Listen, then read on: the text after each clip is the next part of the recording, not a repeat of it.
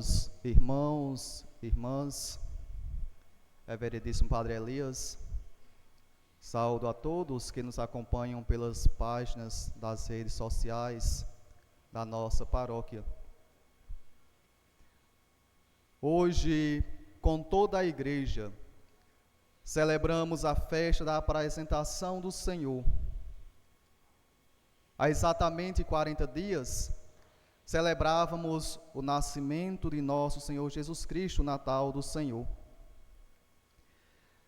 Esta festa que hoje celebramos, nós podemos tomar conhecimento a partir do texto narrado pelo evangelista Lucas, no capítulo 2.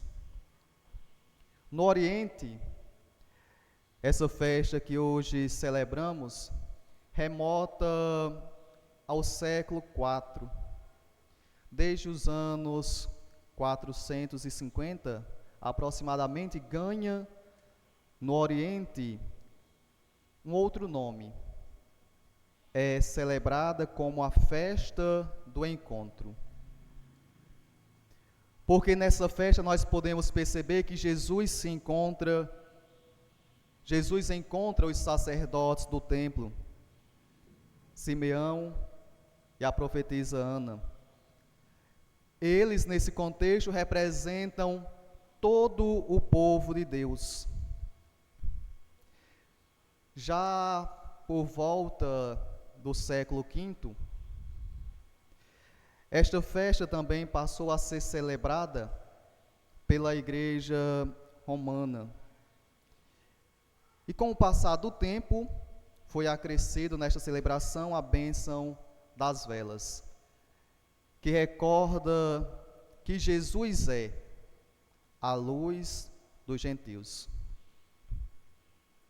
Pois bem, meus amados irmãos e irmãs, adentrando na celebração, na liturgia de hoje, nós percebemos que, cumprindo a lei, Maria e José levam seu filho para ser apresentado no templo. Todo primogênito do sexo masculino deveria ser apresentado no templo. Mas algo nos chama a atenção. Nem Jesus e nem Maria estavam sujeitos a essa lei, pois eles eram sem pecado. Mas o interessante que, como sempre, como muitas vezes eu já falei, tem uma devoção profunda à bem-aventurada Virgem Maria, por isso muito eu me alegro a falar dela por sua humildade. E mais uma vez Maria nos dá uma lição. Mesmo não sendo submetida à lei, eles quiseram nos dar o exemplo de submissão às autoridades. Pois essa situação é uma comovente lição de humildade, justamente com aquela de pobreza demonstrada no presépio. E não poderíamos esperar algo diferente. Não poderíamos esperar algo que em algum momento levasse a contradizer sobre quem é Maria, quem é José e qual a missão de Jesus. Dois personagens circundam a cena da apresentação de Jesus no templo. Duas vidas, e essas vidas falam muito sobre nós.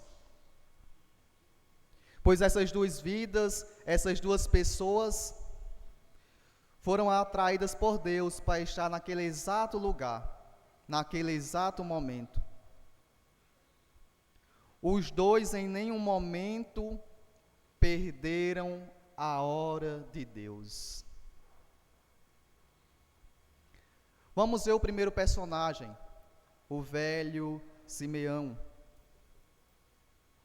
Um homem justo, piedoso, que esperava a consolação de Israel, à espera no Senhor. Esse deveria ser, meus amados irmãos, minhas irmãs, o lema de todos nós.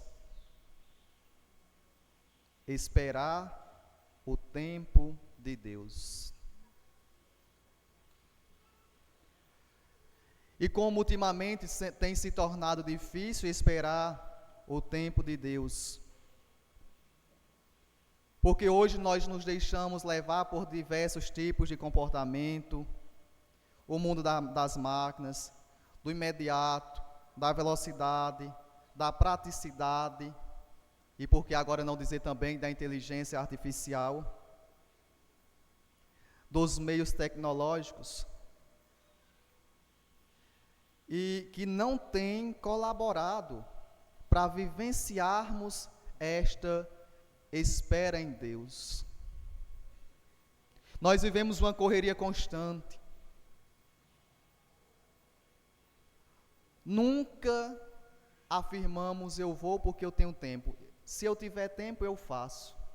Eu vou ver se eu consigo uma hora. Nós estamos nos deixando sobrecarregar por coisas que muitas vezes não nos preenchem, mas nós não queremos ficar para trás, acompanhar a sociedade, mesmo que não seja algo útil. Mas eu não quero ser taxado como uma pessoa antiga, como uma pessoa analfabeta ou qualquer outro título que pejorativamente possamos receber. Com essa forma de vida, essa correria, tem se gerado ansiedade, pânico, fobias, hoje tudo é medo, depressão, suicídios e tantos outros males. Nós nos tornamos essa sociedade imediatista. Por isso, o ancião chamado Simeão,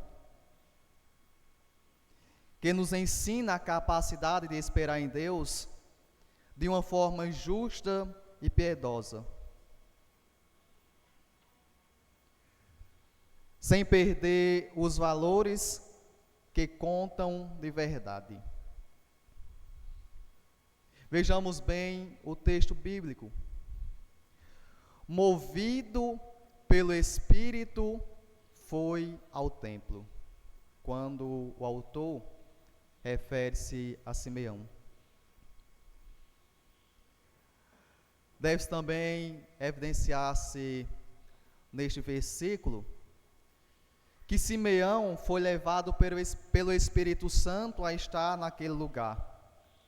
O mesmo Espírito Santo que levou ao reconhecimento de Jesus como esperado, à luz dos gentios.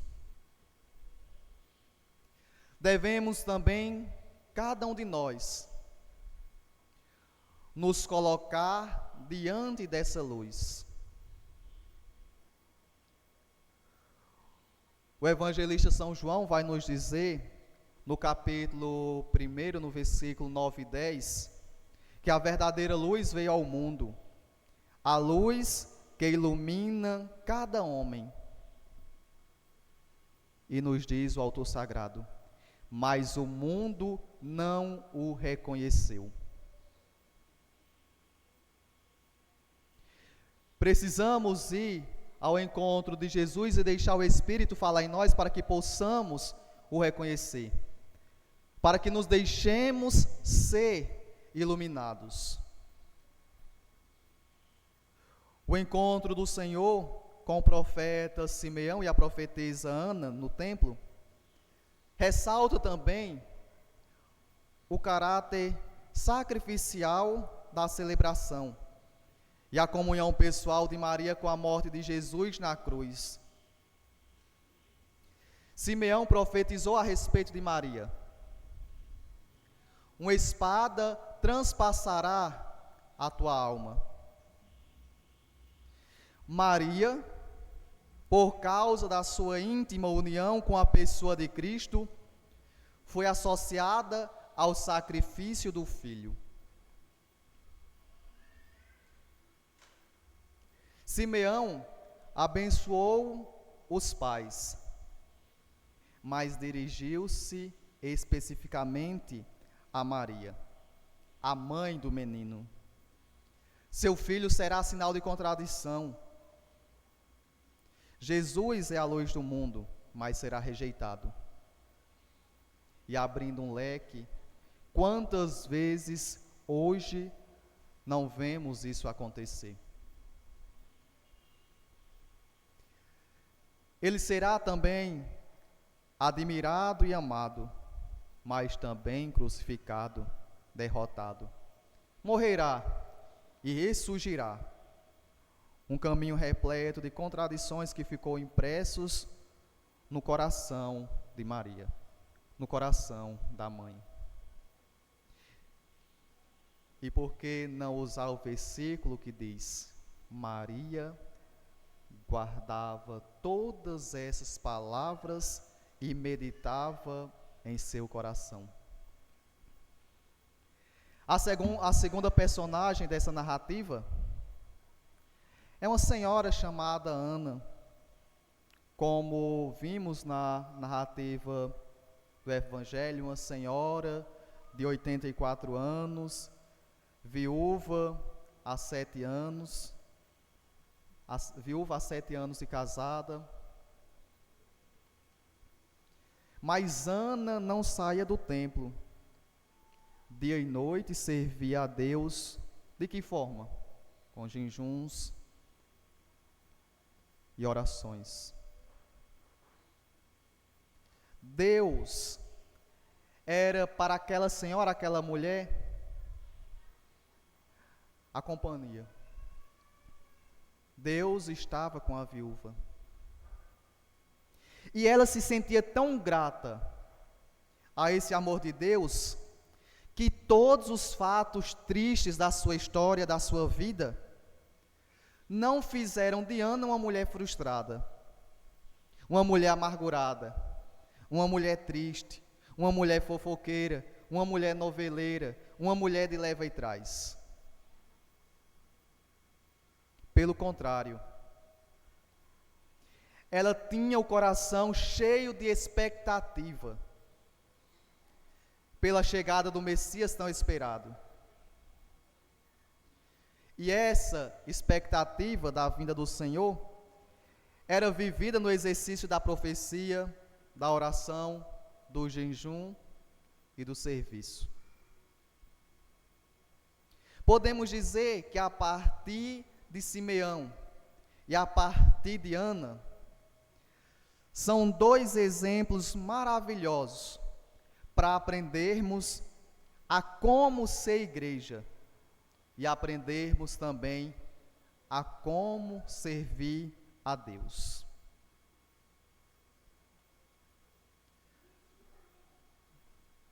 Na época de Jesus, a estimativa de vida era de mais ou menos, é claro que os anos não eram contados igual hoje, mas era mais ou menos 40 anos. Mas o evangelista nos diz que Simeão e Ana eram idosos. Inclusive o autor diz até a idade de Ana, 84 anos. Então pensemos o que são idosos, tanto naquela época como nos dias de hoje. Os idosos são normalmente pessoas que vivem de quê? De recordações, de histórias, de saudade dos tempos, de idas e voltas. Ou seja, idosos são aquelas pessoas que sentem sua alegria olhando para trás, enquanto os jovens são aqueles que têm um olhar mais voltado para o futuro, para a frente. São pessoas que vivem de esperança.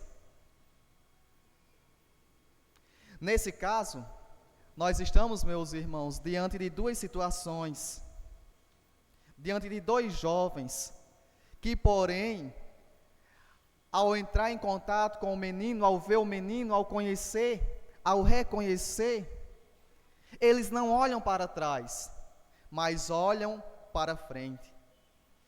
Se enchem de esperança. Eles aguardam, surpreendem. Eles cantam de alegria diante de tudo aquilo que aconteceu. São detalhes que poderiam passar despercebidos. Mas esses detalhes mostram e demonstram quanto eles eram jovens de coração, apesar da idade física. Podemos dizer que idosos, jovens repletos de Deus e repletos de suas promessas. Sabe por quê? Eles eram idosos com espíritos jovens, porque eles sempre esperaram em Deus. Nos ensina a esperar em Deus, e Deus não nos decepciona.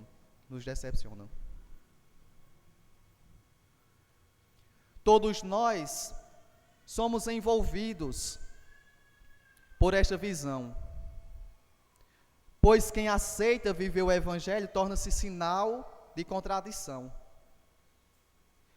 Colocar-se diante do Senhor Jesus, luz das nações, requer de nós muita coragem.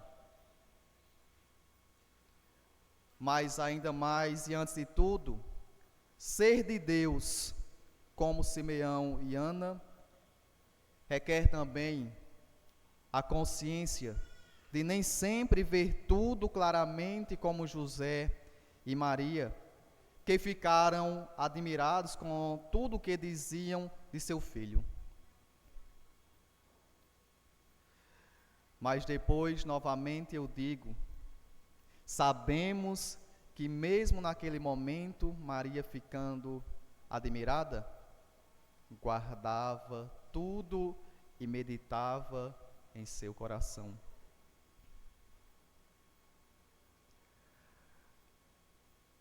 A exemplo de Simeão e de Ana, podemos dizer que as nossas igrejas não precisam de gentes desocupadas. As nossas igrejas não precisam de pessoas aposentadas. Mas a nossa igreja precisa de homens e mulheres, independente das condições, mas que amem a Deus e estejam dispostos a se entregar inteiramente a Ele. Sejam anciãos, adultos, jovens, crianças, homens e mulheres, mas não olhando a idade, não olhando a condição, mas olhando a disponibilidade de servir a Deus. E eu volto a dizer, muitas vezes Deus nos chama a servir, mas nós não estamos dispostos a escutar o chamado de Deus. Muitas vezes Deus se apresenta a cada um de nós, mas nós não estamos preparados para reconhecer. Muitas vezes Deus é luz nas nossas vidas, muitas vezes não sempre, mas nós escolhemos obscurecer as nossas vistas.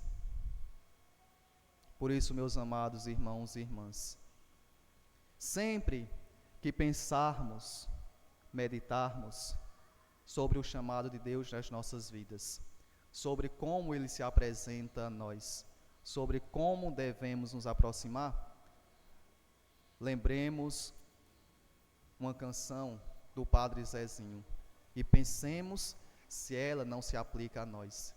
E se assim se aplicar, busquemos fazer mudança na nossa vida.